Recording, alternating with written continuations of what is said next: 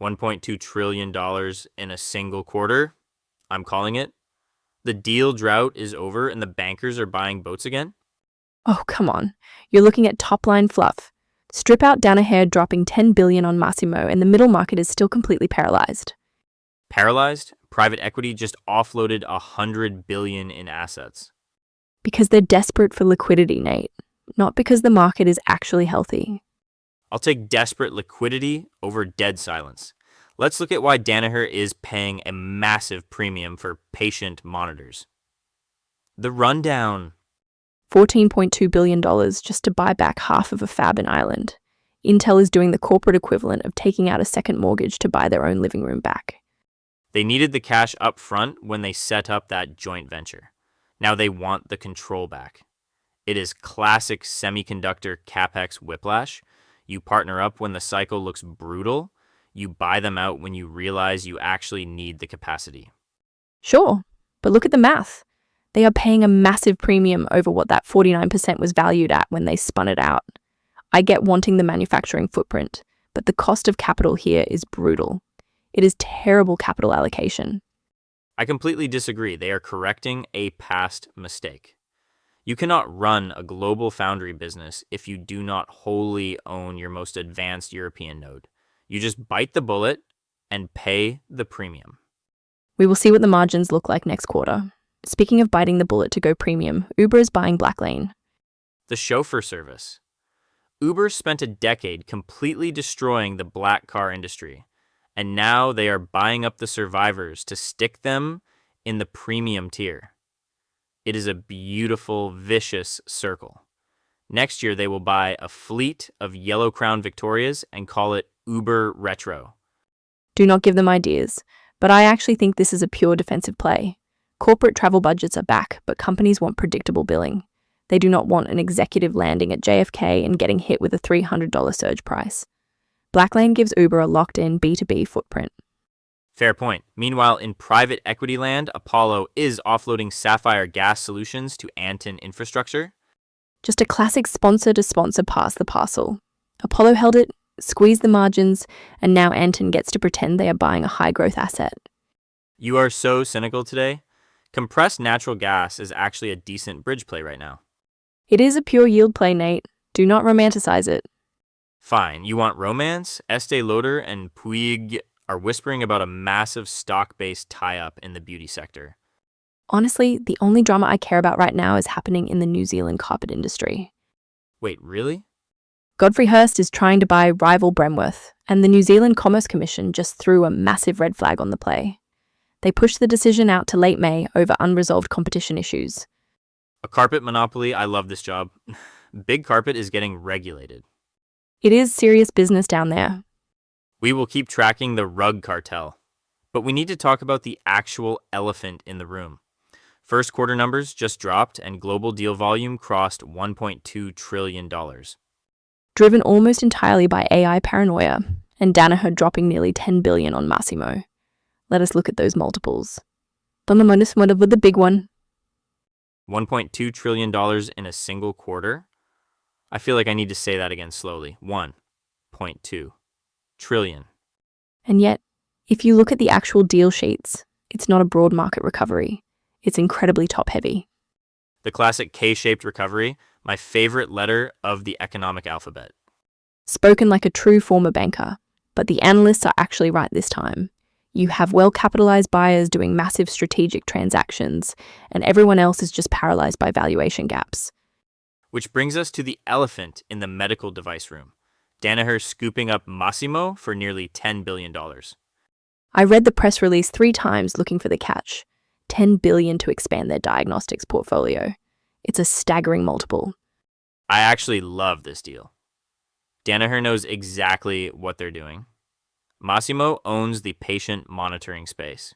You plug that into Danaher's global distribution network and it prints money.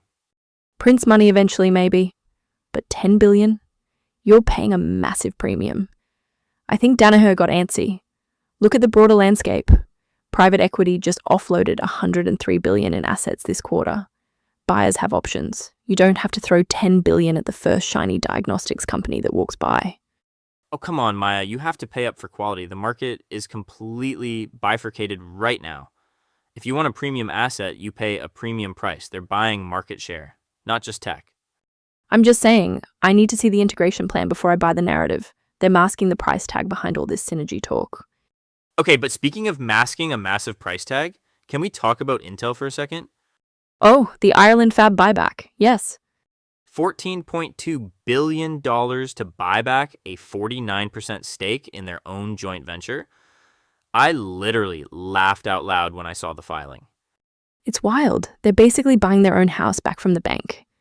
Exactly. It's like selling your car to pay rent and then buying the car back a year later for twice the price because you remembered you need to drive to work. Well, when you put it like that, it sounds terrible. But they need the capacity. It's the AI effect. The infrastructure demands are forcing everyone to reset their capital structures. Analysts are calling it a tale of two cities. Right. Data infrastructure deals are on fire while software valuations are just getting entirely reset. Which is exactly why that massive $29 billion sale of Jetro Restaurant Depot caught my eye.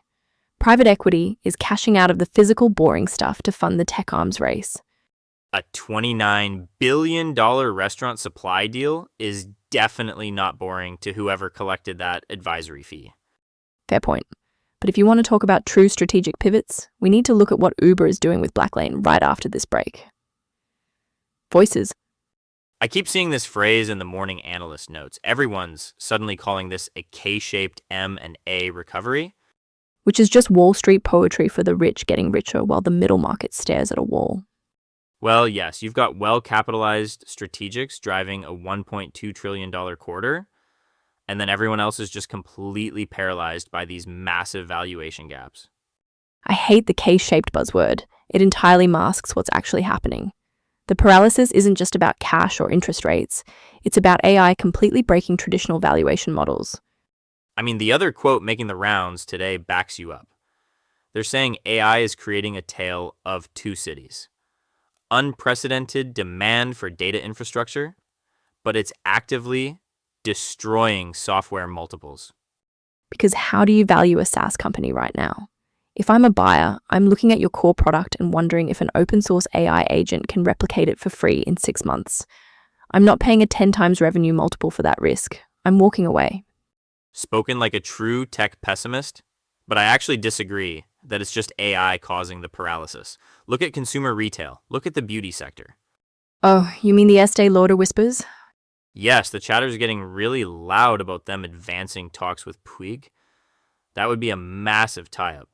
But the rumor is it's a primarily stock-based deal. Wait, really? Mostly stock? That's a choice. Right? Cash is so expensive right now that even the beauty giants are trying to pay with paper. If Puig accepts Estee paper right now, that tells you exactly how worried they are about the standalone consumer market. I need to see the term sheet on that before I believe it. You and me both, but if you want to see a deal where the clock is actually ticking, wait until we look at what Gilead is quietly doing with Arcellx tomorrow. Spill the tea. I just can't see Puig taking that deal if it's mostly paper. Estee Lauder's stock chart looks like a Black Diamond ski run lately.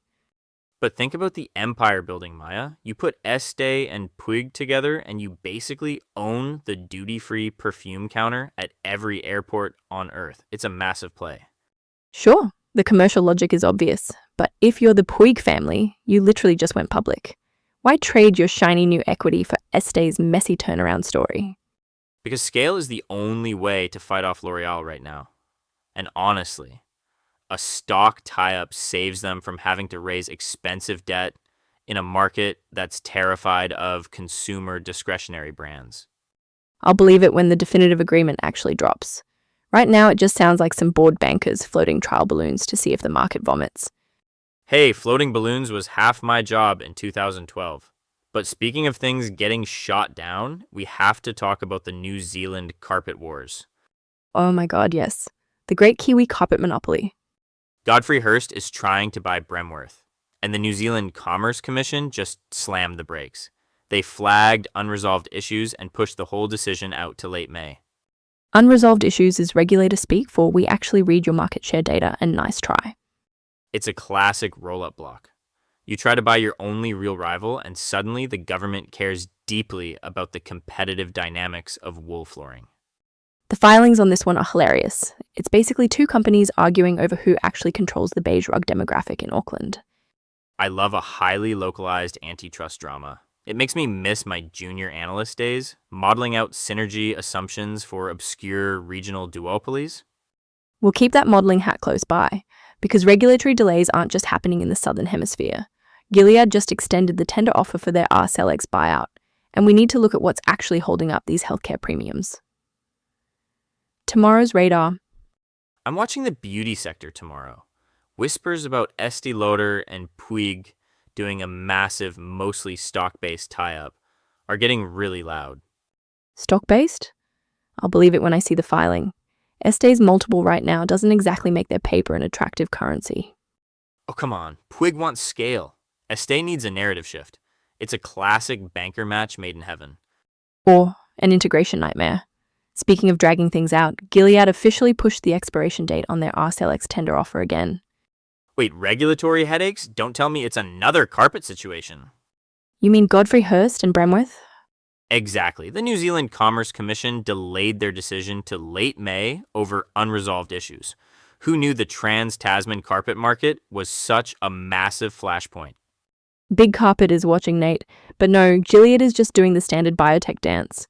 Oh, and for the three people still tracking SPACs, Spartacus Acquisition Corp 2 splits its shares and warrants tomorrow.